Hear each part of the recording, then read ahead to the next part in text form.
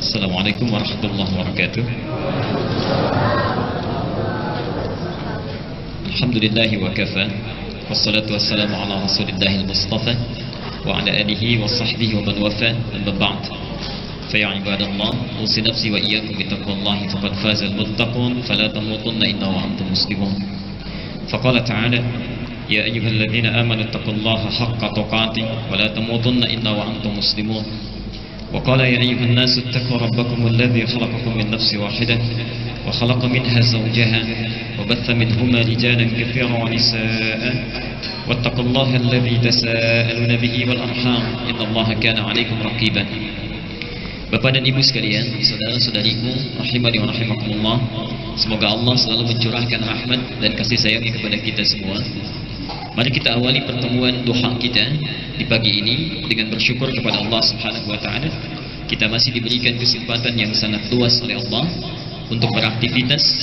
Semoga rangkaian aktivitas kita dimulai hari ini dinilai oleh Allah sebagai ibadah yang diikhlaskan hanya kepadanya, dan juga dimuliakan oleh Allah menjadi amalan-amalan terbaik dibandingkan dengan amalan yang pernah kita jalani atau tunaikan di hari-hari yang telah lalu.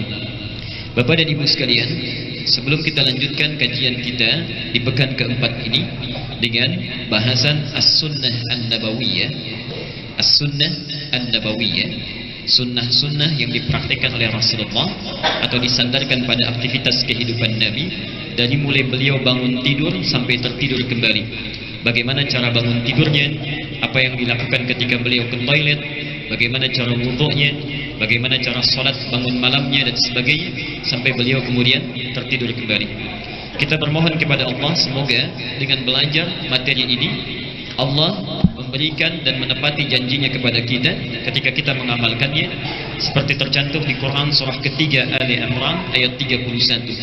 Saya pernah sampaikan dan akan selalu saya coba ulang di setiap pertemuan untuk meningkatkan motivasi kita mempraktikkan sunnah-sunnah Nabi. Perhatikan kalimat Qurannya, Qul in kuntum tuhibbunallaha fattabi'uni. Qul in kuntum tuhibbunallaha. Katakan Muhammad pada orang-orang yang mengklaim dirinya mencintai Allah, pada orang-orang yang menyatakan pada dirinya saya sayang dengan Allah.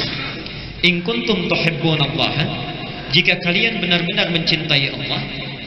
Nah, ibu sekalian, bapak sekalian, ayat ini bisa saja berbunyi begini, in tuhibbullaha. Jadi bisa saja kuntumnya dibuang. Bisa saja Allah menyampaikan in tuhibbullaha, jika kalian mencintai Allah. Tapi kalau satu kalimat berbentuk kata kerja mudhari ditambah dengan kana di depannya, ada kata kuntum misalnya, itu dalam bahasa Arab berfungsi taukid, membedakan orang serius dengan tidak. Jadi ada orang-orang yang lisannya mudah mengatakan saya cinta Allah, saya sayang Allah, tapi ayat ini diawali dengan kata kuntum, seakan-akan ingin menyampaikan orang yang serius cintanya beda dengan orang yang sekedar bertutur saja. Orang yang benar-benar membuktikan cintanya kepada Allah beda dengan orang yang asal mengucap saja. In kuntum tuhibbunallaha, jika kalian benar-benar menyatakan mencintai Allah, fattabi'uni, maka ikutilah aku. Ikutilah sunnah Rasulullah sallallahu alaihi wasallam. Ikutilah petunjuk kehidupan Nabi. Nah, yang menarik di sini, bisa saja Allah mengatakan, bisa saja misalnya, in kuntum tuhibbunallaha ittabi'uni, tidak menggunakan fa. Tidak menggunakan fa. Penggunaan fa di sini dalam bahasa Arab, saya coba tuliskan ya supaya ada gambaran. Walaupun ini huruf perangkai jawaban, ya, dalam bahasa Arab ada 3 jenis huruf yang mengiringi satu pernyataan. Kadang menggunakan waw, kadang menggunakan thumma, kadang menggunakan fa. Saya ilustrasikan misalnya, Dhahaba Muhammad ila Jami' al-Ihsan wa Ahmad. Muhammad pergi ke Masjid Al-Ihsan, ya, dan Ahmad kemudian menyertai. Kalau digunakan huruf waw, ini bisa berarti datang bersamaan tapi duluan Muhammad. Muhammad datang, ya, Ahmad di belakangnya 1 menit kemudian. Jelas ya? Kalau menggunakan thumma, zahaba Muhammad thumma Ahmad. Muhammad datang ke Masjid Al-Ihsan, thumma Muhammad. Ya. Kalau menggunakan thumma, jaraknya agak panjang. Muhammad berangkat sekarang, ya. Ahmad 1 jam kemudian. Ahmad 2 jam kemudian ke thumma. Tapi kalau menggunakan fa, ini harfu atfin bila hududin. Huruf penyerta perangkai yang tidak memiliki batas. Langsung. Zahaba Muhammad ila Jami' Al-Ihsan fa Ahmad. Muhammad pergi ke Masjid Al-Ihsan, lantas Ahmad. Kalau menggunakan fa artinya begitu Muhammad pergi, Ahmad langsung mengikuti, nyaris tanpa jeda. Jelas sampai di sini? Perhatikan ayat ini, Ali Imran Quran surah 3 ayat 31. Ketika menyatakan kepada kita para pecinta Allah itu, qul in kuntum tuhibbunallaha, katakan Muhammad pada orang-orang yang benar-benar merasa mencintai Allah, pakai fa, tidak menggunakan thumma, tidak menggunakan fa, waw, huruf jawabnya langsung menggunakan fa, seakan-akan orang yang cinta Nabi itu mengikuti Nabi-nya nggak ditunda-tunda. Begitu tahu cara jalan Nabi, seketika dia ikuti. Begitu tahu cara bertutur Nabi, seketika dia praktekkan. Begitu dapat informasi Nabi itu selalu bangun malam menunaikan tahajud, dia tidak tunggu besok hari untuk menunaikannya, seketika dia rencanakan untuk tunaikan. Begitu tahu cara makannya Nabi, saat itu dia praktekkan. Itulah fa. Karena itu hurufnya tidak menggunakan waw, tidak menggunakan thumma, karena pecinta Allah itu tidak akan membuat jeda untuk mengikuti sunnah Rasulullah SAW. Jelas sampai di sini? Baik. Kalau kita sudah mencoba mempraktikkan itu, maka perhatikan jawaban yang diberikan oleh Allah. Yuhibbukumullah. Allah pasti akan cintai orang-orang ini. Allah pasti akan cintai orang-orang ini. Dalam hadis qudsi disebutkan, kalau Allah sudah cinta dengan seseorang hamba, maka Allah akan berikan sebuah pengumuman al-i'lan, disampaikan kepada penduduk langit dan bumi bahwa saya mencintai orang itu, maka cintailah orang itu. Kalau Allah sudah membenci seseorang, tidak menyukai seseorang, maka disampaikan informasi kepada penduduk langit dan bumi, saya tidak mencintainya, maka orang semua akan tidak senang kepadanya. Kalau bapak ibu tidak disukai di satu tempat, bisa pindah ke tempat lain. Tapi kalau Allah tidak menyukainya, mau kemana kita berlari? Kalau Allah sudah mencintai kita, kemanapun kita pergi, hilang di dunia, pergi ke alam kubur, berlaku hukumnya Ali Imran 169 sampai 171. Saking cintanya diberikan kenikmatan kubur lebih daripada kenikmatan dunia. Karena itu seringkali saya sampaikan, anak-anak Palestina yang baru usia belia itu 4-5 tahun, kenapa lebih cepat dipanggil oleh Allah? Kenapa lebih cepat mereka menghadap kepada Allah dengan syahadat? Karena bekalnya sudah cukup. Saking sayangnya Allah, 4 tahun sudah hafal Quran, wafatnya syahadat. Untuk apa lama-lama di dunia? Mendapatkan kesengsaraan hidup, diambil langsung, diberikan kenikmatan yang luar biasa di alam kuburnya.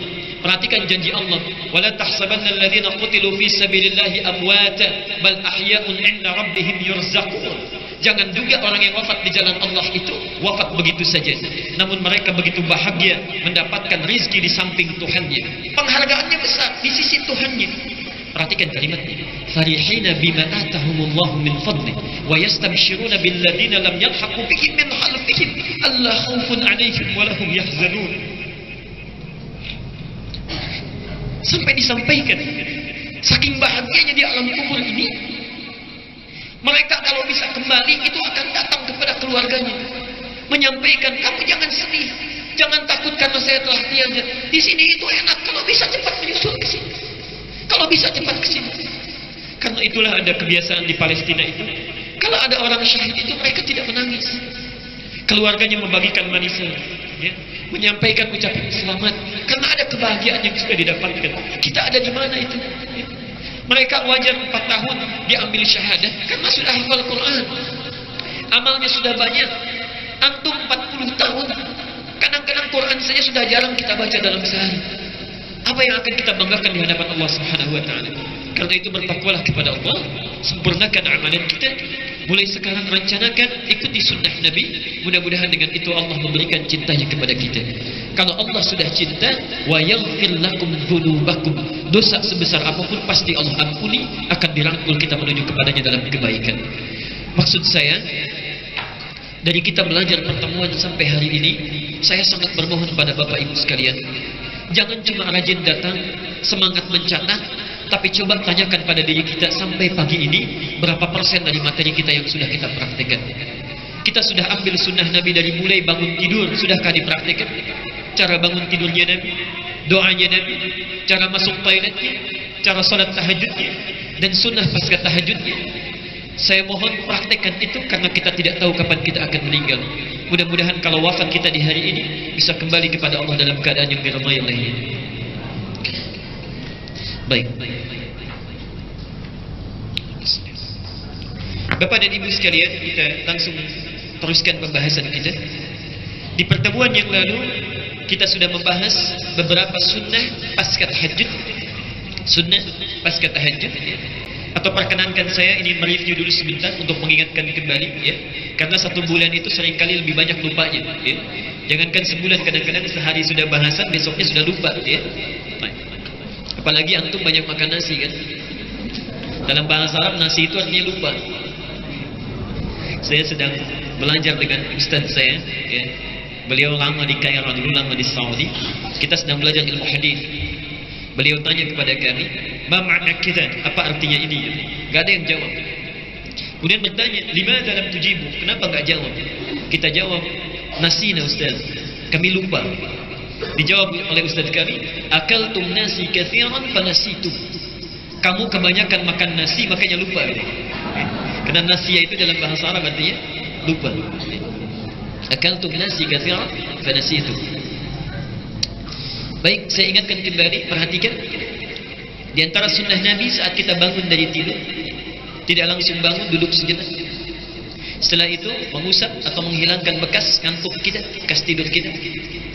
Setelah itu membaca doa bangun tidur. Alhamdulillahilladzi ahyana ba'dama amatana wa ilayhi nusyur. Setelah itu membaca 10 ayat terakhir di surah Ali Imran, ya. Tolong dihafalkan, ya. Sudah berapa bulan kita berlalu. Ini dalilnya di bawah. Setelah itu kemudian menuju kamar mandi atau toilet, ya. Mencuci kedua telapak tangan dulu. Hadisnya sudah disebutkan, ya. Kemudian bersiwak, menyikat gigi. Berwudu langsung bagi yang tidak, berhubungan seksual suami istri atau berjanabah, ya. Setelah itu mandi janabah bagi yang berhubungan, ya. Baru kemudian kita bersiap menunaikan tahajud. Artinya kalau antum sudah belajar sunnah nabawiyah, itu sudah harus membiasakan tahajud, ya. Tidak ada ceritanya kalau antum belajar as-sirah saja, misalnya belajar fikih saja, belajar tafsir saja, silahkan, apa saja bisa dipraktikkan. Tapi kalau belajar sunnah Nabi, hari ini kita belajar, malam sudah kita lakukan, atau bahkan keluar dari masjid ini sudah kita terapkan, ya. Bangun tahajud artinya tidur lebih awal, ya. Kemudian bangun juga lebih awal. Dalilnya sudah saya sampaikan. Ada berapa cara menunaikan tahajud? Nabi kadang bangun di awal malam, kadang-kadang di pertengahannya, kadang-kadang di sepertiga malamnya. Kemudian sifat tahajud Nabi sudah kita bahas. Beliau sangat bagus dan panjang bacaannya. Kita agak sulit meniru salatnya Rasulullah, ya. Saya pernah satu kali pimpin salat khusuf gerhana, ya, di salah satu tempat. Itu baru gerhana saja. Lalu saya sampaikan, Bapak Ibu sekalian, ingin seperti sunnah Nabi atau mirip-mirip sunnah Nabi? Jawabannya langsung, sunnah Nabi Pak, katanya. Baik, saya belum mulai itu. Saya berbalik lagi, saya tanyakan, baik, kalau kita akan sesuai sunnah Nabi, tolong direnungkan dulu. Rasulullah itu karena salat khusuf kan 2 kali rukuk, 2 kali sujud, ya. Artinya 4 kali baca surah, ya. Bacaan pertamanya Al-Baqarah, keduanya saya bilang Ali Imran, ketiga An-Nisa, keempat Al-Maidah. Itu langsung direspon, Pak, mirip-mirip sunnah Nabi kan. Oke, jadi kita kembali ke mulanya. Tapi Rasulullah itu rakaat pertamanya saja nampaknya agak sulit untuk kita ikuti. Abdullah bin Mas'ud saja, Abdullah bin Mas'ud itu mencoba mengikuti Rasulullah cara tahajudnya. Kata beliau, hampir saya itu berprasangka buruk pada diri saya. Karena ketika Rasulullah baru 100 ayat Al-Baqarah, dikira mau selesai, ternyata dilanjutkan lagi. Rakaat pertamanya itu sudah 3 surat minimalnya. Al-Baqarah, Ali Imran, An-Nisa. Rasulullah. Makanya kata Aisyah, jangan tanya bagus dan panjangnya. Memang sudah bagus dan panjang. Jadi minimal kita bisa tunaikan mirip-mirip sunnah Nabi, ya. Lihat kekhusyuannya, lihat ayat yang bisa kita baca, nanti kita akan pelajari lebih jauh. Gerakannya sudah saya sampaikan, begitu juga dengan jumlah rakaatnya. Ini dalilnya sudah diuraikan. Kemudian ini sunnah pasca tahajud. Selesai menunaikan tahajud, tidak langsung kita, misalnya sampai dengan ke fajar atau bahkan tertidur lagi misalnya. Ada beberapa sunnah yang diajarkan Nabi. Satu, memperbanyak istighfar. Ini sudah kita bahas. Yang kedua, memperbanyak doa kepada Allah. Ini pun sudah kita bahas. Dan bahasan kali ini adalah memperbanyak bacaan Al-Quranul Karim. Memperbanyak bacaan Al-Quran. Di dalil tentang doa-doa sunnah yang antum ada flash disk, silahkan sampaikan, nanti kita kopikan. Saya kopikan di masjid. Materi saya taklim manapun boleh dikopi, boleh disebarkan, dan itu tidak ada batasan ya. Mudah-mudahan siapapun bisa belajar dan meluaskan ilmunya. Kalau ada yang salah, segera sampaikan untuk diperbaiki. Kalau ada yang kurang, kita sempurnakan. Kalau ada yang benar, segera amalkan, jangan ditunda ya. Baik. Materi hari ini adalah mengenai memperbanyak bacaan Al-Quran pasca tahajud. Bapak dan Ibu sekalian, di antara sunnah Rasulullah SAW setelah menunaikan ibadah salat tahajud ya, ada beberapa sunnah yang diajarkan oleh Nabi, dan itu subhanallah, itu dilestarikan oleh para sahabat dan salafus saleh ya. Dipelihara oleh mereka, dijaga oleh mereka, dan dipraktekkan dalam kehidupan hariannya. Dan barangkali di sini belum banyak yang mengetahui, hampir 80% sahabat Nabi itu rata-rata pengusaha, rata-rata pebisnis. Nanti kita akan bahas bagaimana sifat sahabat Nabi ini dalam kesibukannya masih sempat menghafalkan Al-Quran, tidak pernah meninggalkan tahajud, masih sempat menunaikan amalan-amalan sunnah dan sebagainya ya. Nanti kita akan coba lihat. Dicatat dulu dalilnya, barangkali ini sudah saya sampaikan. Mari kita lihat dalil yang pertama dari Al-Quran dan sunnah itu.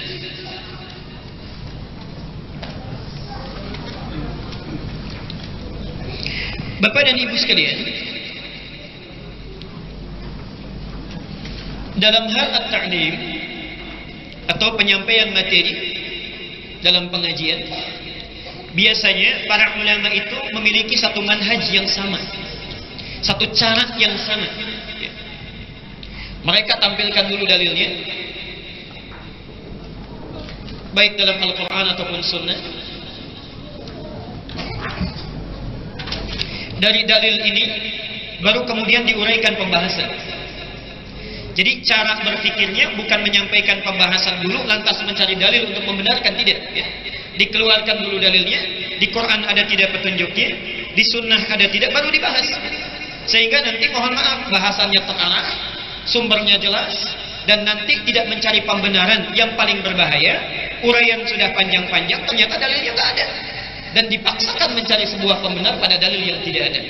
Contoh, maaf, pernah dengar hadis ini? Makan saat lapar, berhenti sebelum kenyang. Itu hadis palsu. Saking palsunya, di kitab hadis palsu pun nggak ada. Saking palsunya itu. Makan saat lapar, berhenti sebelum kenyang. Itu cuma ada di kitab cerita Ar-Rahmah fit Tibbi wal Hikmah, karangan Imam Jalaluddin As-Suyuti, halaman 19 sampai halaman 25. Nanti bulan Juni insya Allah akan didengar lagi itu. Awal puasa adalah rahmat, pertengahannya adalah maghfirah, ujungnya itqum minan nar. Pernah dengar hadis itu? Itu hadis semi palsu, namanya matruk. Matruk itu ditinggalkan, gak boleh dipakai hujjah ya. Walaupun isinya benar misalnya, tapi kalau Nabi tidak pernah menyampaikannya, tidak boleh disandarkan pada Nabi ya. Matruk itu hadis yang disampaikan oleh seseorang yang tertuduh seringkali berdusta, karena di dalamnya ada Ziyad An-Numairi yang seringkali mengarang-arang cerita, sehingga sulit dibedakan mana hadis, mana cerita palsunya. Itu ada di Sahih Ibnu Khuzaimah nomor hadis 125, diterangkan di situ. Karena itu para ulama salafus saleh kalau ingin menguraikan pembahasan, dalilnya dulu dikeluarkan. Kita sering mengkaji Riyadhus Shalihin karya Imam An-Nawawi, ada 1896 hadis. Kalau antum perhatikan, Imam An-Nawawi membuat bab pembahasan, dalil Al-Qur'annya dulu disampaikan ya. Kemudian setelah Al-Quran baru hadisnya, baru setelah itu diterangkan. Begitulah kemudian pembahasan itu bisa dijalankan. Sekarang kita akan membahas tentang bacaan Al-Quran pasca tahajud. Adakah ketentuannya di Quran dan Sunnah? Yuk kita turunkan Quran surah 17 Al-Isra ayat 82, ketentuan pertamanya.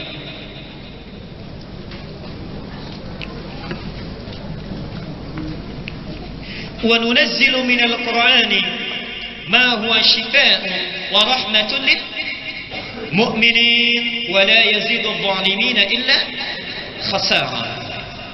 Tolong fokus bersama saya ke sini sebentar.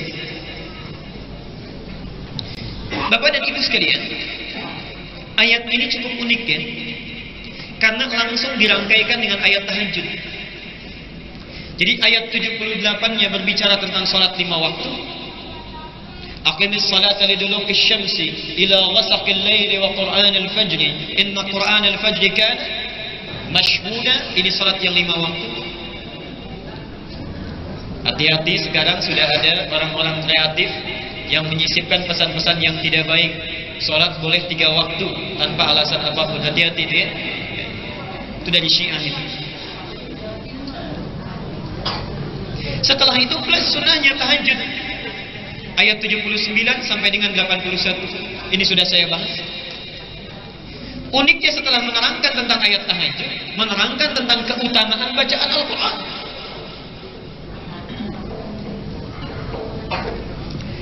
Setelah selesai menunaikan tahajud, seakan-akan Allah memberikan isyarat. Di Az-Zariyat surah 51 ayat 18 disampaikan yang pertama tentang istighfar, wabil ashari hum yastaghfirun. Selesai menunaikan tahajud di waktu sahar sebelum fajar, ada orang yang memperbanyak istighfar kepada Allah Subhanahu wa taala. Di ayat ini menyampaikan sunnah yang kedua. Perhatikan.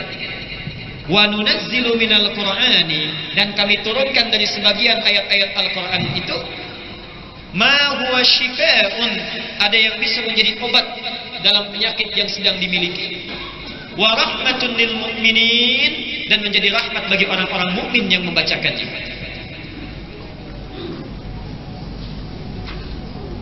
Mohon fokus sebentar. Saya mau pesan sebentar begini ya. Nanti pertemuan selanjutnya, kalau taklim dengan saya, tolong bawa mushaf yang ada di rumah. Mushaf yang di rumah. Saya mohon dibawa, atau minimal nanti ada perangkat mushaf. Karena kita akan selalu membuka Al-Quran. Dan bulan depan ada kaitan materi dengan cara menghafal Al-Quran dari Al-Quran. Saya sudah siapkan itu tulisannya, nanti boleh di copy ya, untuk bulan yang akan datang. Perhatikan sini. Wa nunazzilu minal Qur'an, ada minnya.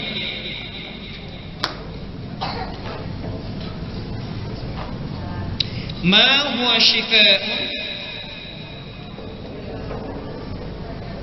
wa rahmatun lil mu'minin. Saya naikkan ke atas ya.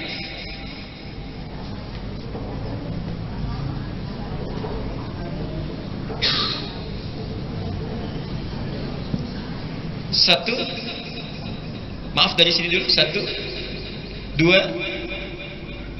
3. Perhatikan keutamaan bacaan Al-Quran yang dibacakan pasca tahajud. Dan Allah bagaimana menyifati orang-orang yang mengamalkan amalan ini. Gelarnya lain, pahala yang diberikan lain, dan juga yang paling menarik adalah peluang yang diberikan kepada kita diungkapkan dengan cara yang sangat indah. Perhatikan kalimat. 1, menggunakan huruf min. Min di sini ya, dalam bahasa Arab disebutkan min at-tab'id. Jadi ada min menunjuk kepada masafah, jarak. Al-masafah. Ada min ya, menunjuk kepada al-fasl, pemisah. Ada min yang ketiga menunjuk kepada at-tab'id, menunjuk kepada sebagian, tidak keseluruhan. Sebagian. Contoh. Dhahaba Abu Faisal min Jakarta ila Sumatera.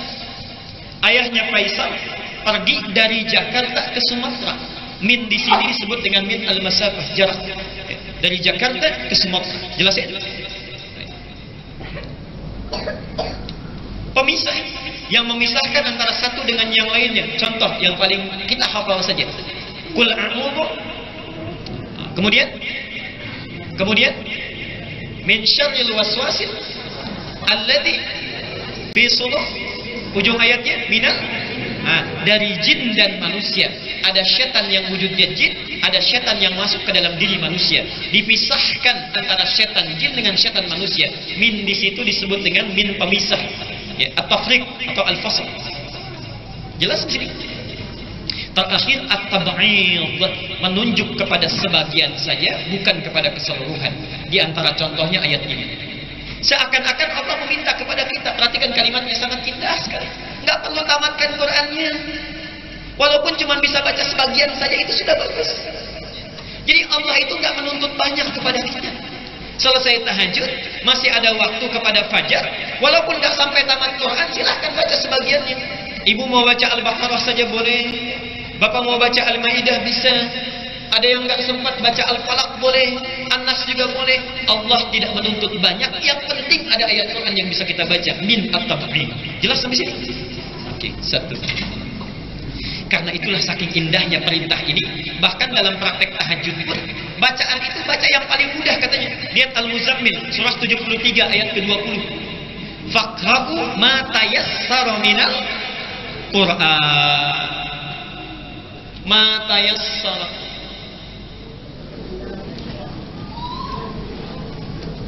Quran surah 73 ayat 20. Nggak usah baca yang susah-susah kata Allah itu.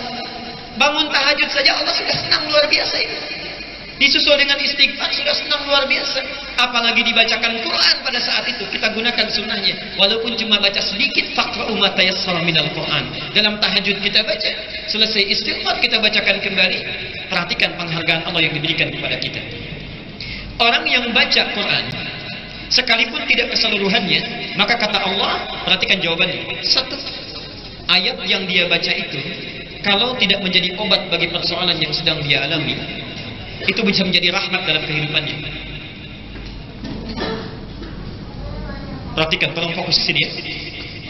Kalau tidak jadi obat, pasti jadi rahmat.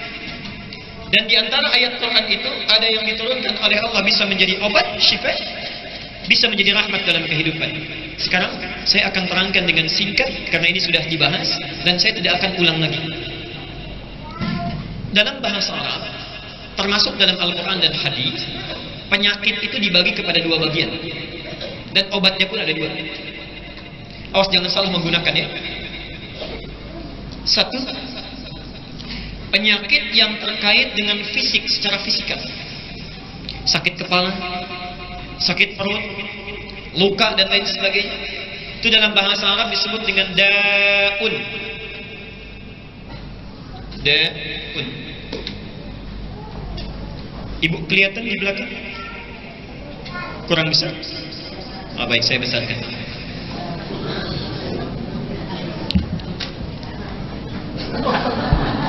Ini ya. Ini. Sekarang kelihatan ya.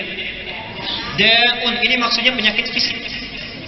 Kalau ada orang-orang yang terkena penyakit fisik, maka rumusnya kata Rasulullah itu cari namanya dawaun. Dawaun.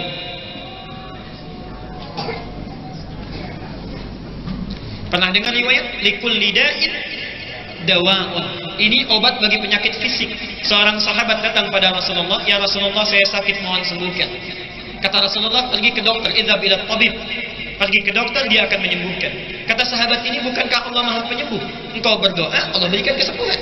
Bagus ini pertanyaan. Tapi jawaban Nabi lebih bagus, perhatikan. Allah titipkan kesembuhan itu, obat itu di tangan para dokter. Pergi ke sana. Idzhab ila tabib. Jadi kalau antum sakit, ikuti rumusnya. Sunnah Nabinya pergi ke dokter, cari obat. Sakit kepala, coba periksa, beli Panadol, cari Konidin. Sakit mah, beli Promay. Jangan datang ke ketentuan yang menyimpang. Ya. Maaf, sakit perut, perginya kemana? Kadang-kadang ada yang ke dukun, kadang ke paranormal, macam-macam. Yang paling aneh itu cuma di kita saja. Kadang datang ke hewan. Hewannya pun dikasih gelar. Gelarnya itu cukup prestisius dan tidak ditemukan di ujung dunia kecuali di Indonesia. Kiai. Ada Kiai Selamat itu. Ternyata kerbau ya. Dan yang paling unik bukan hanya hewan itu, ada yang minta kepada benda. Sudah tidak bisa bicara, tidak bisa bergerak, dilap juga sama kita, masih minta kepada benda. Sekarang sedang dicari-cari itu Kiai Nogosiluman sampai ke Belanda itu. Ya. Kerisnya Pangeran Diponegoro dicari-cari sampai ke Belanda. Jadi kasih Kiai. Namanya pun sudah aneh kan? Lihat pada bapak-bapak nih, sekarang sedang marak ini. Ada yang minta juga pada akik gitu.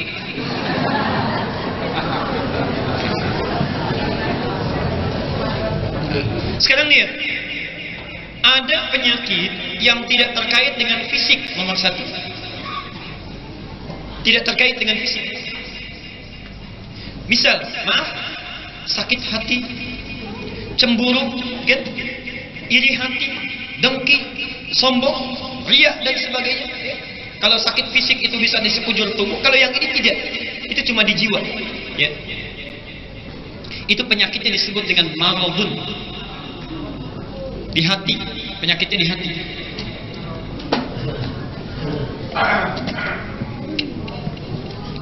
Jelas ya? Baik. Al-Baqarah ayat 10, fi qulubihim maradun fazadahumullah marada. Nah, kalau terserang penyakit ini, jangan cari obat dawa, itu nggak akan ketemu. Kita berobat misalnya datang ke dokter, ke Awal Bros, ke Hermina, kemudian ke mitra keluarga misalnya berobat ke sana. Maaf dok, saya sedang sakit ini, pusing saya. Kenapa bapak pusing?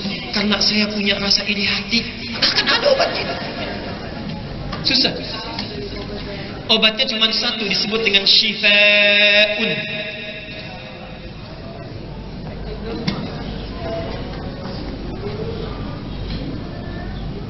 Pilih ayat Quran, dibacakan oleh kita. Saat membaca itu merasa mendekat kepada Allah. Ketika dibacakan dan ingat Allah, itulah Allah yang menjadikan hati kita menjadi tenang. Ala bidzikrillahi tatma'innul qulub. Dengan ingat kepada Allah, hati kita menjadi tenang.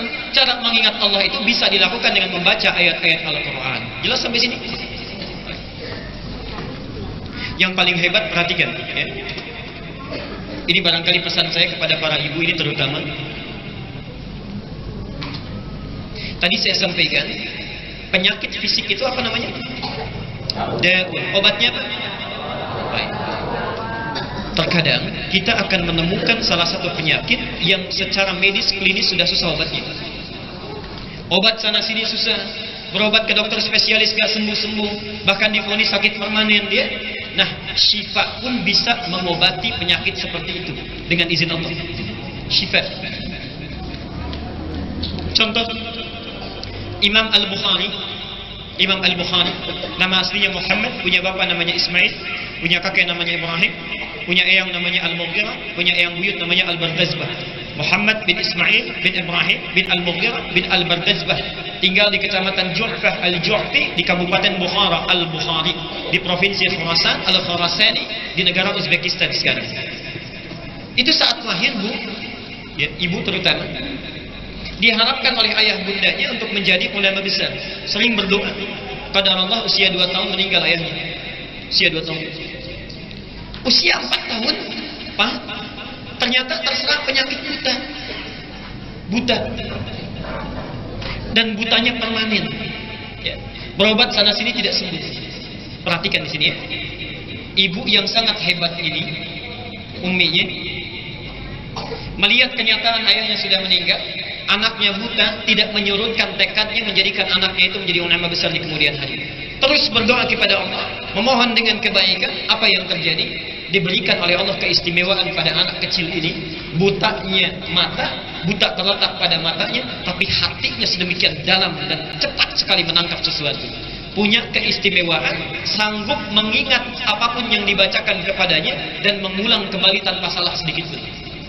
Jadi kalau dibacakan satu halaman penuh misalnya, itu selesai dibacakan bisa mengulang tanpa salah titik komanya. Al-Bukhari itu usia 5 tahun dikirim ke sekolah hafalan Al-Quran, diberikan khadim untuk membantu beliau. Masuklah di sini dimulai kisahnya ke Ma'had Al-Quran, belajar di situ. Gurunya saat itu sedang membacakan surat Qaf, surah ke-50 itu. Saat dibacakan dari mulai awal sampai akhirnya, duduk anak ini, subhanallah.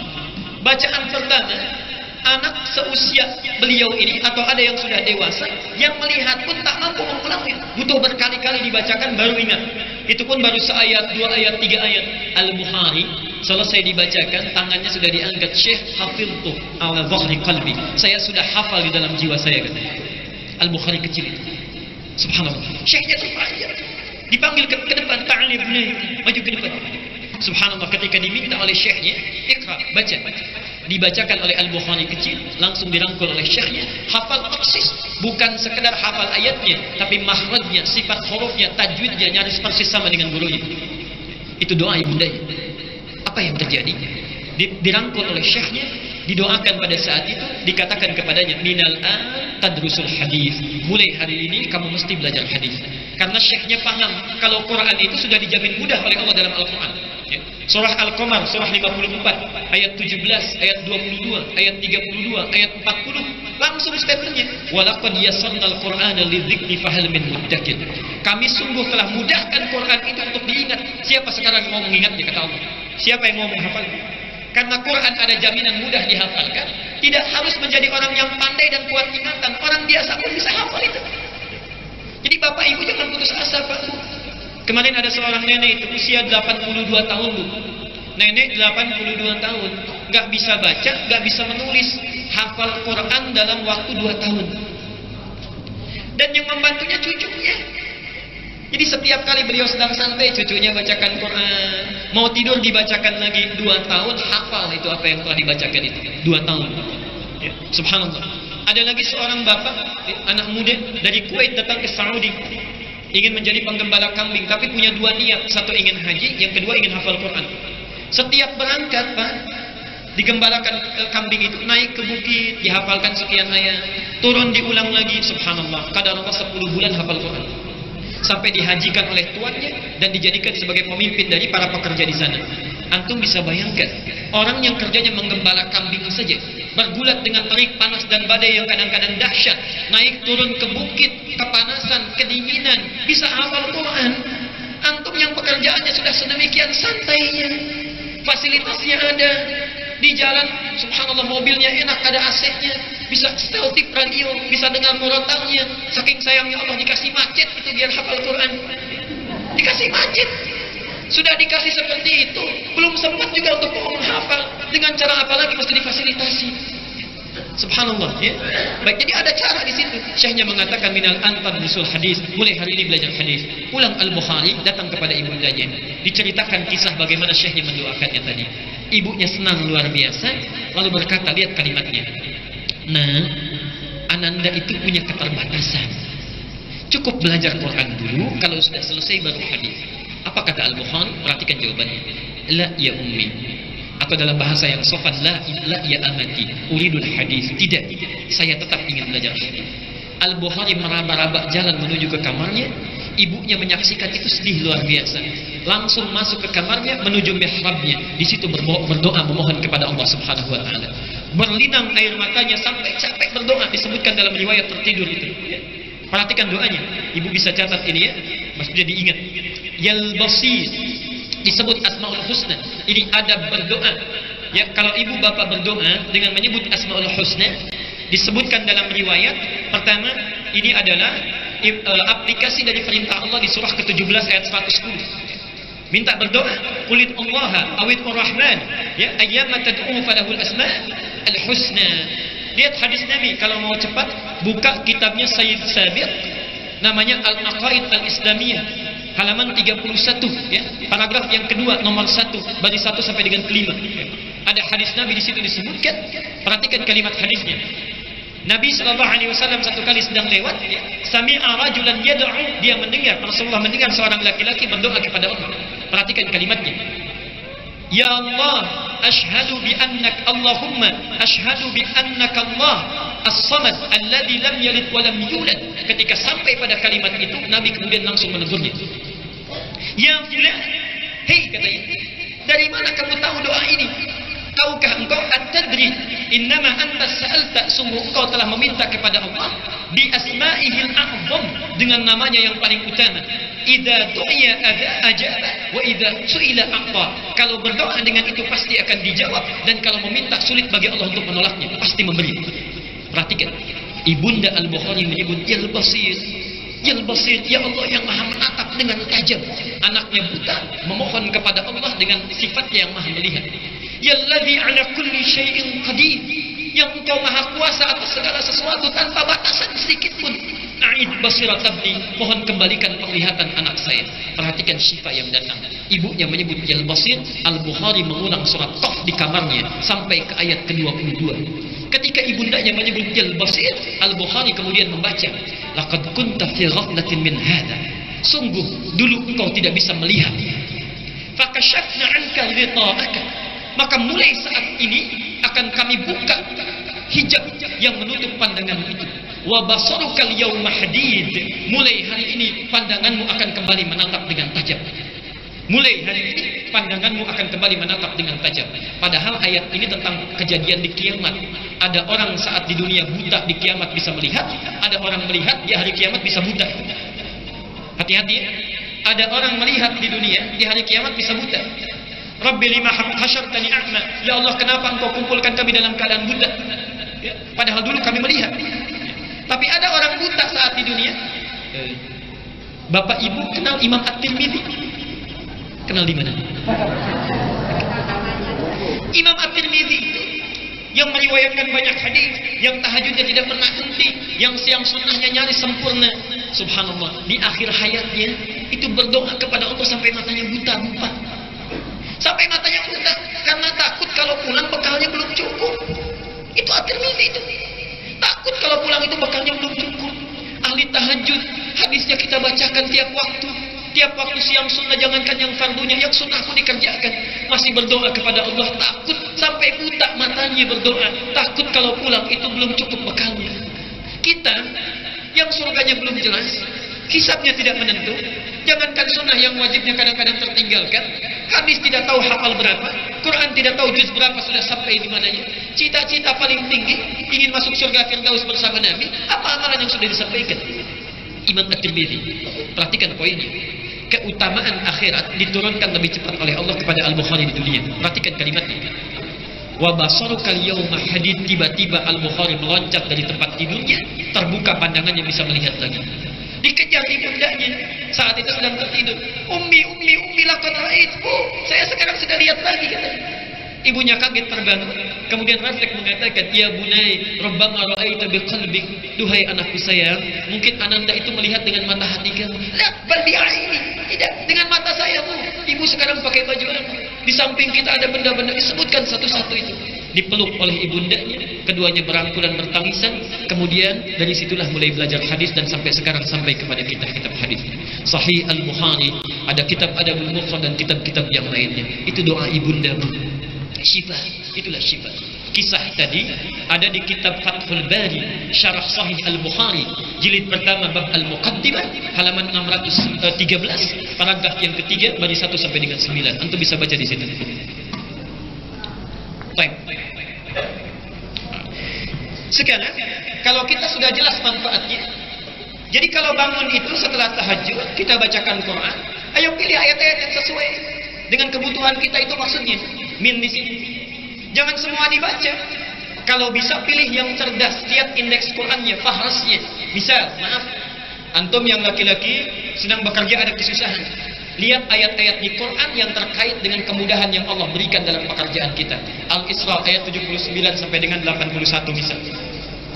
Pekerjaannya nggak susah, cuma datang lagi banyak. Al-Insyirah. Anak kita sedang ujian, akhlaknya sulit untuk diatur. Bagaimana cara mendidiknya? Luqman, Quran surah 31, 13 sampai dengan 19. Di rumah tangga ada persoalan, ya, mohon maaf, suami itu susah diberi pengertian, marah lagi. An-Nisa ayat 19. Bapak, istri susah dikendalikan. Kenapa kok susah sekali mengikuti aturan? Suami ngajak kebaikan kok susahnya luar biasa. An-Nisa 34. Jadi di kamar yang lain Ibu An-Nisa 19, yang di kamar sini Bapak An-Nisa 34 itu ya. Minimal kalau nggak dapat ini, mendapatkan rahmat. Wa rahmatun, perhatikan saya tutup, lil mu'minin. ini hanya akan diberikan pada orang mukmin yang yakin betul ketika dia membaca dan mengamalkannya. Jadi kalau nggak yakin nggak akan dapat.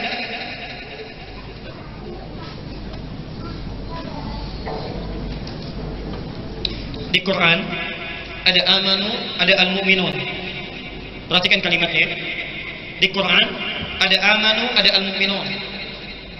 Kalau disebutkan di Quran kata amanu, ini artinya orang yang sudah beriman tapi imannya belum konsisten, masih turun naik. Maaf, kalau sedang ada motifnya jamaah senang, gitu ya. Sedang susah tahajud naik, ya. Sudah lepas kesulitan, mulai tertinggal satu-satu, ya. Sedang Ramadan mulai naik, gitu kan? Selesai Ramadan hilang dengan musab-musabnya, ada gitu, ya. Saat Ramadan berhijab, selesai Ramadan selesai hijabnya, bisa seperti itu. Nah, itu amanu. Karena itu di Quran kata amanu sering disandingkan dengan amal soleh, supaya dengan melakukan amal soleh itu meningkat kualitas keimanan kita. Wal 'ashr innal insana lafi illal ladzina, setelah itu wa amilus soleh. Ada yang langsung bentuknya dengan puasa, ya ayyuhalladzina amanu kutiba alaikumus syiyam. Ada kemudian dengan rajin salat, alladzina yu'minuna bil ghaib wa yuqimunas shalah. Kalau sudah berhasil meningkat keimanannya, sekarang tolong cek masing-masingnya, jangan tunjuk orang lain. Perhatikan rumusnya. Kalau sudah istiqomah, meningkat keimanannya dan sudah stabil, cirinya begini cirinya. Kalau orang baru amanu, tertinggal yang wajib, terlambat, itu masih biasa. Tapi kalau orang sudah istiqomah, jangankan yang wajib, ketinggalan yang sunnah, menyesalnya luar biasa. Ya Allah, saya nggak bangun semalam, ketinggalan tahajud saya. Dia ganti paginya langsung dengan membaca wirid dan ayat Al-Quran. Ya Allah, lupa saya, ya Allah, kenapa bisa terlambat seperti ini? Nggak puasa saya hari ini, bangun terlambat, tidak sempat siang sunnah di hari Senin. Penyesalnya luar biasa.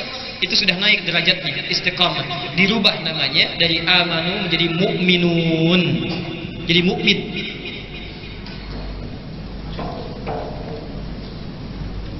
Karena ada lam jadi al-mu'minin. Perhatikan sini.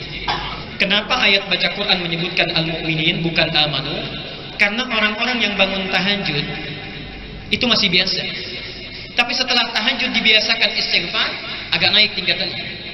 Tapi kalau setelah tahajud istighfar masih bisa baca Quran juga, itu bukan tingkatan biasa. Karena itu disebut oleh Al-Quran dengan al-mu'minun. Jelas sampai sini? Nah. Sekarang mari kita lihat dulu sunnah para salafus salih, para sahabat-sahabat Nabi, bagaimana mereka mempraktikkan bacaan Al-Quran ini.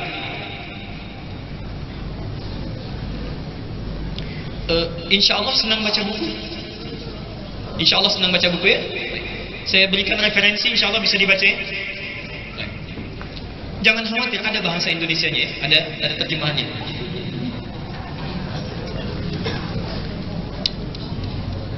Yang bisa bahasa Arab, download kitabnya. Yang bisa bahasa Indonesia pun terjemahannya, silahkan dilihat nanti, tinggal di googling aja, At-Tibyan, kitabnya, At-Tibyan.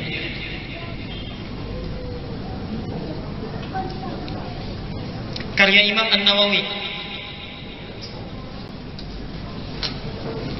Judul lengkapnya At-Tibyan fi Adab Hamalatil Quran. Tapi cukup antum menyebutkan saja, misal diketik itu di internet, di googling, At-Tibyan An-Nawawi sudah keluar itu, karena tidak akan tertukar ya. Itu yang paling populer. Kalau bisa dapatkan kitabnya, buka halaman 37. Paragraf kedua, pembahasan tentang fasal. Di bawah pasal ini ada dua paragraf, satu baris ya. Paragraf 1 plus paragraf 2. Di setiap paragraf itu ada 8 baris. Paragraf 1 baris 1 sampai dengan 8, paragraf 2 baris 1 sampai dengan 8. Ini semua tentang kisah para sahabat dan salafus saleh yang mempraktekkan bacaan Quran setelah tahajud. Ya. Ini dulu sumbernya. At-Tibyan fi Adab Hamalatil Quran, di kitab aslinya berbahasa Arab, halaman 37, bab fasal, paragraf 1 dan 2, baris 1 sampai dengan 8. Sekarang kita praktekkan teorinya. Saya mulai dari teorinya dulu, setelah itu kita lihat, kalau masih ada waktu, kita lihat praktek para sahabat. Bagaimana Utsman bin Affan, bagaimana Tamim Ad-Dari, bagaimana Abu Bakar, bagaimana Umar bin Khattab, bagaimana para tabi'in, bagaimana salafus saleh, ya. Kita akan terkejut nanti, mereka ada yang dalam semalam bisa menghatamkan Al-Quran. Ya. Yuk lihat, ambil poin yang bawah dulu, jenis bacaan Al-Quran. Sebelum kita ke kebiasaan salafus saleh, kita harus bisa petakan dulu ada 3 jenis cara kita berinteraksi dengan Al-Quran. Ya, nanti kita pilih mana yang paling bermanfaat, ya. 1, ada yang disebut dengan qiraah, itu tulisan ini, al-qiraah. Yang kedua,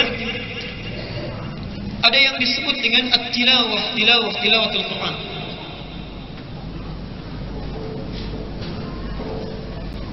Dan tingkat tertinggi ada yang disebut dengan al-hifdhu, hafalan Al-Quran.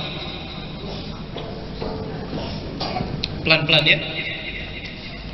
Sekarang perhatikan sini, saya terangkan dulu. Kalau disebutkan qiraah, perintahnya ikra namanya. Wahyu pertama turun apa? Ikra, ya. Ikra bismi rabbikal ladzi khalaq. Kalau disebutkan al-qiraah, itu yang dimaksudkan membaca biasa saja. Baca saja. Bacaan yang tidak menuntut kita untuk paham, itu disebut dengan qiraah.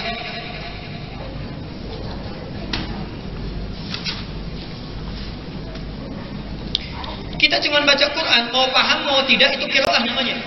Ya. Maaf, di mushaf di rumah kadang-kadang kan nggak ada terjemahannya. Ya. Kemudian kita baca, umumnya yang baca mushaf tidak ada terjemahan, kan umumnya tidak paham apa yang dibaca. Itu namanya qiraah.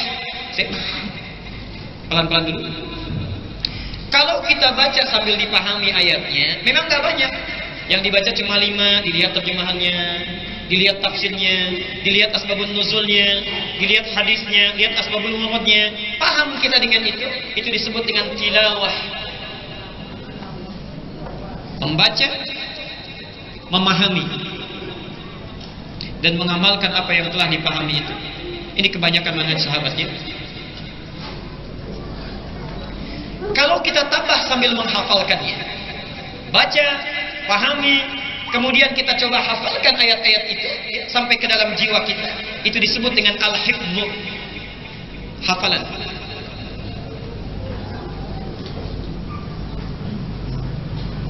Baik,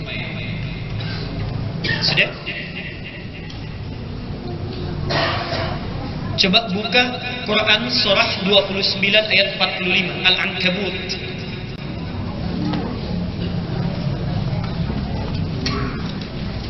Saya bacakan. Kalau ujungnya antum hafal, cuman awalnya yang lupa, dalam tanda petik. Inna sholata tanha. Itu ujungnya, awalnya lupa kan? Utlu ma uhya ilaika minal kitab. Utlu. Oke. Tadi wahyu pertama turun, kalimat awalnya apa? Iqra. Sekarang saya mau tanya, kalau iqra artinya apa? Bacalah. Sekarang lihat, kalau utlu di situ apa? Saya sangat penuh berkeyakinan di semua mushaf kita diterjemahkan dengan bacalah. Yang mushafnya bukan artinya bacalah, terjemahannya bacalah, silakan bisa angkat tangan. Insya Allah saya berikan buku itu. Hampir tidak ada. Tidak ada. Artinya bacalah. Anda bisa perhatikan, 2 kata berbeda bisa diartikan dengan terjemah yang sama. Kalau ikra, itu dari kata qiraah. Kenapa wahyu pertama turun menggunakan kata ikra? Karena saat turun kalimatnya dengan ikra, ingin menegaskan ummiyati Muhammad SAW. Rasulullah itu orangnya ummi, jangankan paham, baca pun gak bisa. Jadi kalau wahyu pertama turun dengan menggunakan kalimat utlu dari tilawah, artinya menuntut baca dan pemahaman, ayatnya keliru. Karena Nabi itu jangankan paham, baca pun gak bisa. Tapi subhanallah, setelah mengikuti bacaan Jibril, ditanamkan Quran dalam jiwa Nabi di surah 75 Al-Qiyamah ayat 14 sampai dengan 16. La tuharrik bihi lisanaka lita'jala bi. Muhammad, jangan cepat-cepat engkau mengucapkan bacaan itu supaya ingin cepat hafal. Inna alaina jam'ahu wa qur'anah. Kami sudah kumpulkan Quran di dalam dirimu itu. Fa idza qara'nahu fattabi' qur'anah. Kalau Jibril sudah bacakan, kamu tinggal mengikutinya. Setelah Allah tanamkan Quran dalam diri beliau, muncul ayat-ayat hukum syariat, merubah perintahnya dari iqra menjadi utlub. Tilawah. Perhatikannya, ini sangat penting sekali. Kalimat tilawah dirangkaikan dengan kata perintah sholat. Wa aqimis sholat. Seakan-akan ada pesan penting dalam Al-Quran. Sholat yang bisa menghasilkan pelakunya terbebas dari perbuatan keji dan mungkar itu, jadi orang baik, itu adalah sholat yang didahului dulu sebelum sholat. Baca dulu bacaan-bacaan sholat. Pahami dulu apa yang kita baca dalam sholat. Sholat yang dipahami bacaan dan gerakannya itulah yang menjadikan pelaku sholat itu terbebas dari perbuatan keji dan mungkar. Artinya kalau kebanyakan sekarang, maaf, orang sholat tapi masih bohong juga, orang sholat tapi masih korupsi juga, orang sholat tapi masih berselisih juga, orang sholat masih melihat tayangan yang tidak layak juga. Kemungkinan terbesarnya ada sindiran di Quran. Maaf, kebanyakan orang sholat tidak paham, tidak mengerti apa yang dibaca dan dilakukan dalam sholatnya. Coba lihat sampai duha ini. Maaf ya, sekali lagi, sudah ribuan kali kita sholat, berapa persen bacaan sholat yang kita paham? Tiap hari ruku itu mengerti gak dengan bacaan yang kita baca dalam ruku? Tiap waktu sujud paham gak dengan yang dibaca?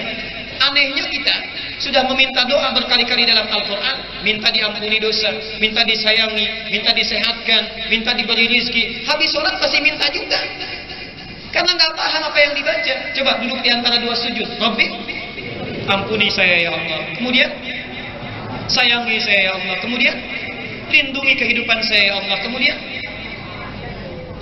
angkat derajat saya ya Allah. Kemudian, warzuqni, berikan saya rezeki. Selesai sholat masih minta juga, ya Allah tolong anugerahkan kepada saya rezeki. Pak, yang tadi apa dalam sholat? Yang tadi warzuqni. Karena gak paham. Oke, saya lanjutkan dulu. Nanti kita berhenti di satu titik ya. Perhatikan sini. Nah, sekarang sunnah para sahabat itu mempraktikkan yang mana? Ada mereka mempraktikkan yang ini saja, tapi sangat jarang. Ada yang ini agak banyak di awal-awal masa Islam. Sahabat tuh kalau baca Quran ya, terutama di Ramadan nanti ini, itu nggak ngejar khatam, tidak mengejar khatam. Ya. Baca paling banyak 5 ayat, dipahami dulu, terus dicoba diamalkan. Kalau sudah paham diamalkan, pindah ayat yang lain lagi, itu tilawah namanya. Nah, kebanyakan mereka ini mengulang hafalannya. Sekarang manhaj pelajaran kita, kalau kita ingin memilih yang 3 ini, bagaimana cara memulainya? Ya, saya akan mulai yang 1 ini saja. Kita ambil yang ini, al-qiraah. Bagaimana cara para sahabat Nabi membaca al-qiraah? Rumus dari Nabinya seperti apa? Kalau sudah selesai ini, nanti insya Allah pertemuan yang akan datang kita akan teruskan dengan al-hifdz. Nanti ada teori yang sangat penting, bagaimana cara menghafal Quran dari Al-Quran sendiri, bukan dari teori-teori yang ditemukan oleh orang-orang tertentu. Ya. Baik. Hadis riwayat At-Tirmidzi. Nomor hadis 2910 dan 2920.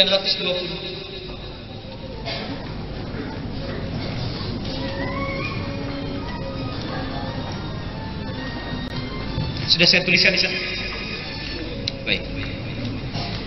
Bapak dan Ibu sekalian, ada rumus yang disampaikan oleh Nabi sebelum kita mengamalkan satu ibadah tertentu. Jadi jangan dilakukan dulu. Rumus ini disebut dengan wa'dun. Ulama menamakannya dengan wa'dun atau al-wa'du.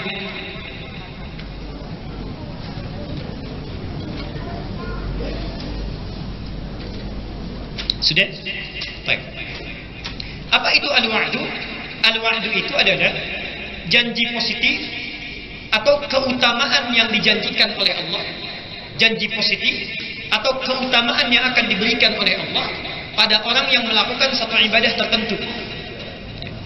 Janji positif atau keutamaan yang akan diberikan oleh Allah pada orang yang menunaikan satu ibadah tertentu. Contoh, ya Allah, "Ya Rasulullah, kalau saya bangun malam kemudian sholat tahajud, setelah itu saya beristighfar, ingin baca Quran, saya dapat keutamaan apa?"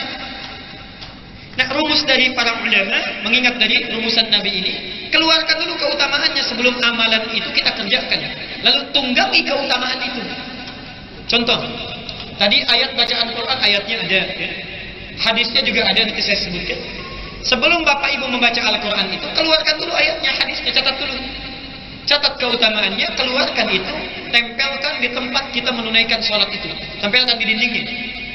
Selesai sholat, orang yang mengeluarkan catatan itu, melihat itu, biasanya lebih termotivasi dibandingkan dengan orang yang tidak tahu keutamaannya.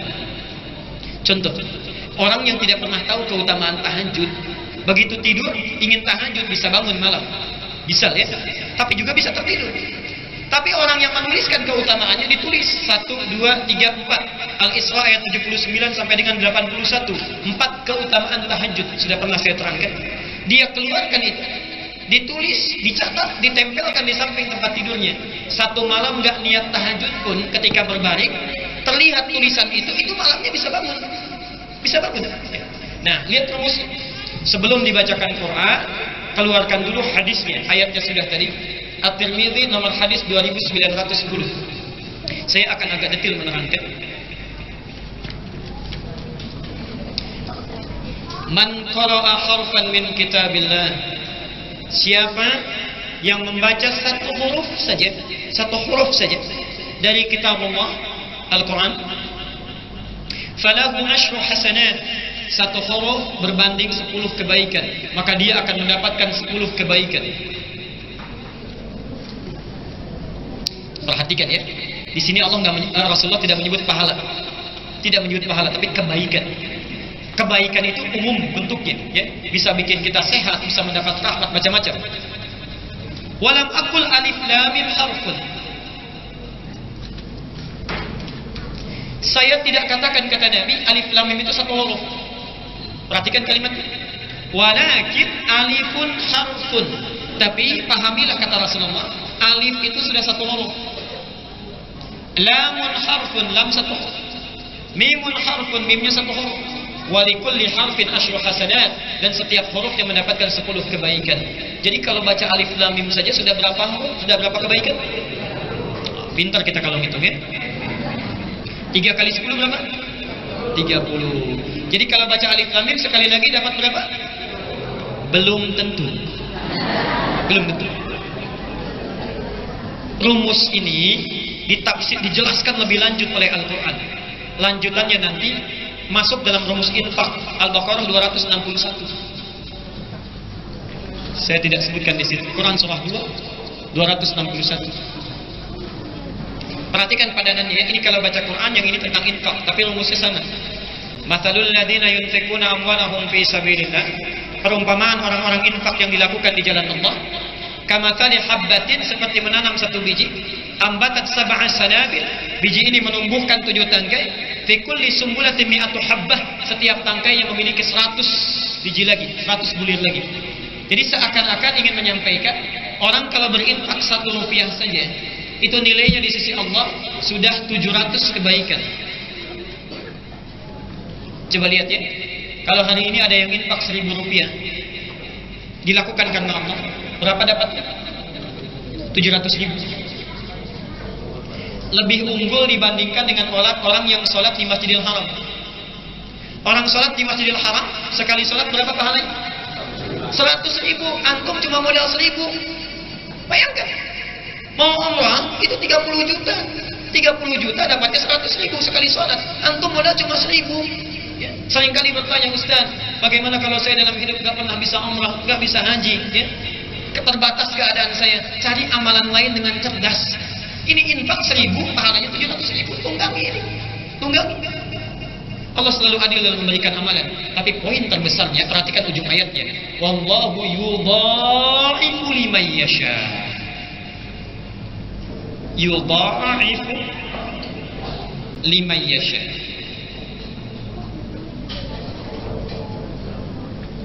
Saya akan berikan satu hal yang sangat unik ya. Kalau antum ngantuk bisa wudhu dulu itu ya. Silakan. Kita lihat.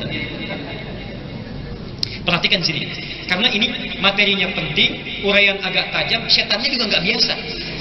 Oh, hati-hati. Ada setan yang suka hadir di masjid, namanya khinzib. Itu khusus goda orang sholat itu, ya diantaranya. Hadis Al-Bukhari Kitabus Shalah nomor hadis yang ke-6. Disebutkan, digambarkan, kalau adzan sudah dikumandangkan, itu setan namanya khinzib lari sambil terkentut-kentut, maaf. Jadi maksudnya, saking bencinya orang mau sholat, kalau adzan ada baunya pun nggak mau cium dia. Sampai selesai adzan dikumandangkan, balik lagi. Karena itu Bapak Ibu jangan heran, orang nggak pernah sholat pun kalau adzan dikumandangkan, itu ada getaran di hatinya. Duh, sudah adzan. Karena setannya pergi. Tapi kalau selesai adzan, yang biasa sholat pun bisa terpikir, baru adzan, belum qomat, karena setan balik lagi. Perhatikan, sampai sholat ditunaikan, dia akan masuk ke sela-sela orang yang sholat, karena itu rapatkan barisan. Akan masuk ke sela-sela orang yang sholat dan menggoda orang yang sholat sampai tidak sadar berapa rakaat sedang menunaikan sholat. Hadisnya jelas. Berapa rakaat sedang menunaikan sholat. Sholat subuh tadi berapa rakaat? 2 rakaat. Berapa kali antum dalam selama hidup pernah 3 rakaat? Ya lihat sini. Quran indahnya menggunakan kata yudha'ifu, padahal Allah bisa mengatakan yudha'ifu pakai tasydid. Dha'afa yudha'ifu, ada tasydidnya.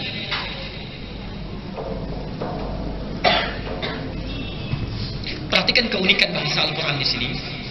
Kalau kalimatnya menggunakan tasydid, itu artinya pelipat gandaan yang bertahap, nggak sekaligus. Begitu infak, gandakan sedikit lagi. Ikhlas, gandakan sedikit lagi. Nggak banyak, nggak banyak.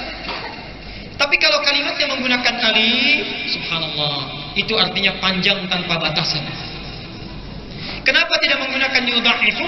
Karena berdasar kadar keikhlasan kita, orang yang sangat ikhlas beramal karena Allah, itu subhanallah akan diberikan pahala yang berlipat tanpa batasan. Kalau antum memberikan sesuatu dengan hitungan, diberikan sesuai hitungan. Kalau kita memberi tanpa pernah berhitung, Allah memberikan bighairi hisab. Itu sama padanannya dengan hadis Al-Bukhari nomor hadis 711 dari Abu Hurairah.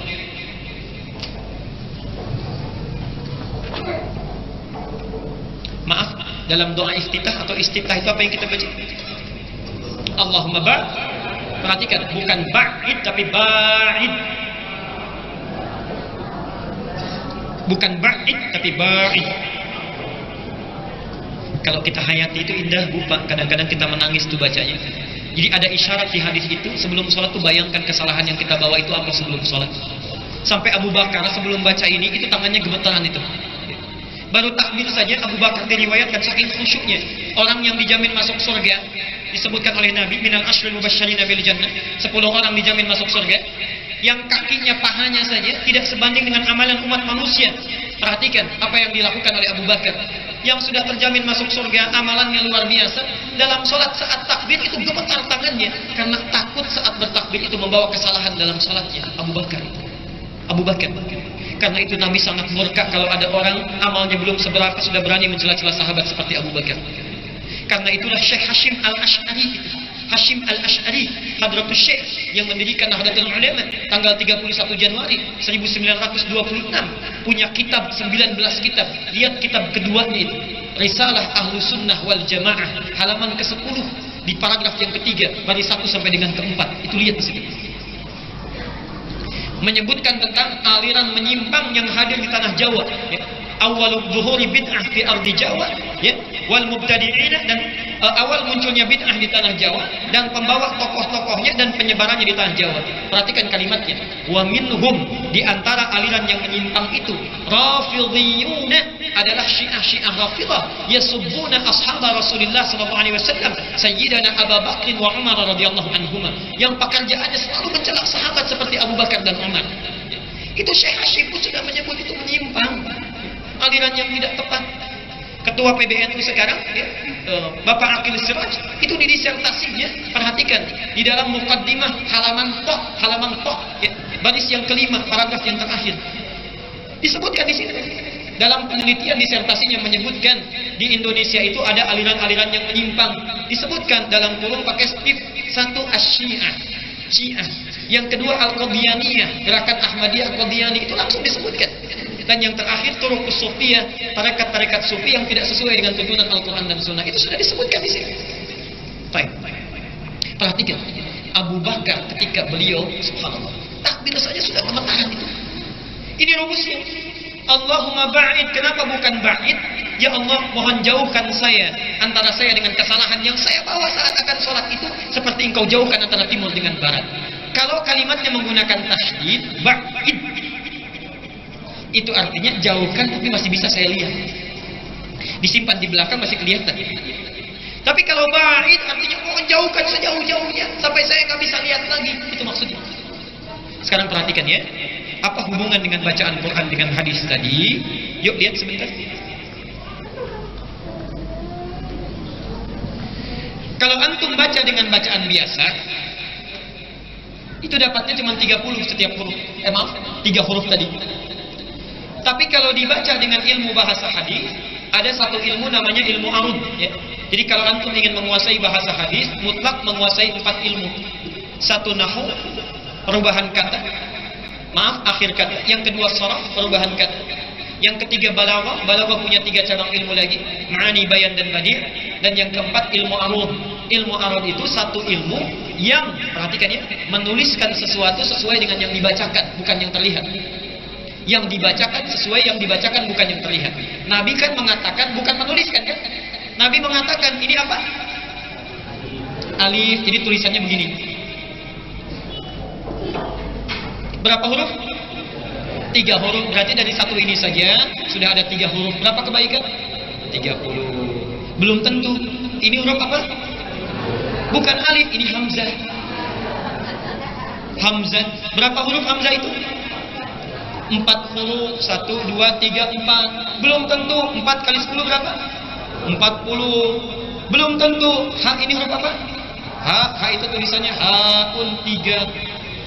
Artinya orang yang membaca Quran tanpa pernah berhitung pahala, Allah akan lipat gandakan tanpa batasan. Satu hurufnya bisa banyak. Wallahu yudha'ifu liman yasha, akan dilipat gandakan tanpa batasan bagi siapapun yang dikehendakinya. Karena itulah Bapak Ibu sekalian, para ulama salafus saleh, kata Imam An-Nawawi, itu tidak pernah meninggalkan kesempatan untuk baca Quran selesai tahajud. Di antara mereka, wa minhum yakhtimul Qur'an al-Karim, ada yang mengkhatamkan Al-Quran. Di antaranya, kalau halaman 37 paragraf yang pertama 1 sampai 8 itu menyebutkan yang golongan istimewa yang nomor terakhir. 1 bulan khatam Quran 30 juz. Turun selanjutnya, setengah bulan, 2 pekan, 15 hari, 30 juz. Ada yang 10 hari tamat Quran, ada yang 3 hari tamat Quran. Yang paling hebat paragraf keduanya 1 sampai 8. Kebanyakan mereka, lihat, kebanyakan mereka mengkhatamkan Al-Quran dalam 1 hari. Tahajud masih sempat, ya? Istighfar masih sempat, juga menghatamkan Quran itu, menghatamkan Quran. Dan yang paling juara itu Umar bin Khattab, sehari 4 kali khatam. Umar bin Khattab.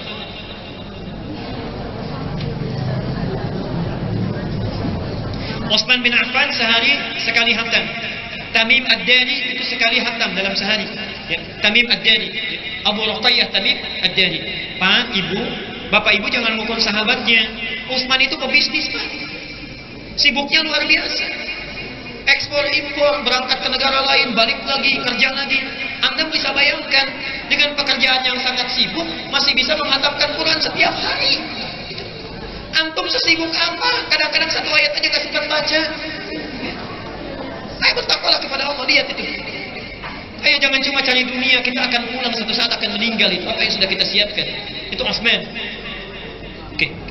Saya cukupkan dulu sampai di sini, ya. Jadi maksud saya, mulai hari ini, kalaupun belum memahami bacaannya, setidaknya kita baca bacaannya, rencanakan. Insya Allah malam ini berapa ayat? Jangan tunggu besok. Fattabi'uni, pakai fa, keluar dari sini sudah direncanakan. Awas, hati-hati itu ya. Kalau masih ada yang besok, minggu depan saya nggak datang lagi tuh. Saya tutup dulu dengan hadis ya, sebentar. Saya tutup dengan hadis dulu. Nah, Saya akhiri dengan salah satu hadis. Ustaz, itu kan kalau bisa baca Quran. Kalau saya ini agak terbata-bata, sudah begitu susah lagi menyebutkan hurufnya, pahalanya sama enggak? Dapat berapa, Bu? Sekarang perhatikan ya. Saya akhiri, lihat sini. Khusus bagi orang yang terbata-bata dan tidak lancar dalam menyebutkan bacaan Qurannya, itu diapresiasi oleh Rasulullah, dimohonkan pada Allah minimal, lihat bahasanya, minimal dapat 2 kali pahala yang lancar. 2 kali pahala yang lancar minimal. At-Tirmidzi nomor hadis 2920. Perhatikan hadisnya. Walladzi yatata'ta, sedangkan orang yang terbata-bata membacanya, wa huwa syaqqun 'alaihi, sudah terbata-bata susah mengucapkan hurufnya, berat sekali. Falahu ajran, minimal dapat 2 kali pahala orang yang lancar. Qul a'udzu. Berapa huruf? 1, 2, 3, 4, 5. Yang normal saja, hitungan biasa, dapat berapa kebaikan? 60 kebaikan. Kalau nggak lancar, kata Nabi, bahasanya itu minimal 2 kali itu dari yang lancar. Kok bisa ya Rasulullah? Karena kalau yang lancar cuma sekali baca. Qul a'udzu, 60 selesai. Yang nggak lancar, qul a'udzu, bukan bu tapi zu. Qul a'udzu kali 2. Bu itu lidahnya digigit sedikit, lidahnya qul a'udzu kali 3. Jadi setiap kali diulang-ulang pahalanya ada. Ya. Yang ingin saya maksudkan, ya, maaf, silakan tersenyum dulu itu ya, tinggal dipraktekkan nanti. Yang ingin saya maksudkan, kalau antum keluarkan dulu keistimewaannya, dituliskan, motivasi meningkat. Belum bisa baca Quran pun mau belajar. Tapi kalau tidak pernah tahu hadisnya, kemudian undang guru, baru a'udzubillah, kemudian sudah diluruskan. Bu, itu bukan a'udzu tapi a'udzu. Laporan ke suami, ya, jangan yang itulah, ustaznya terlalu ketat. Karena nggak tahu. Oke. Baik, mulai hari ini cobalah bangun malam setelah tunaikan tahajud, beristighfar kepada Allah, dan kita tunggangi beberapa ayat Quran yang mungkin bisa kita bacakan. Semoga Allah menurunkan rahmat atau syifa dalam kehidupan kita dan menjadikan kita orang-orang mukmin atau dengan keimanan yang istiqamah sebelum kita pulang menghadap Dia.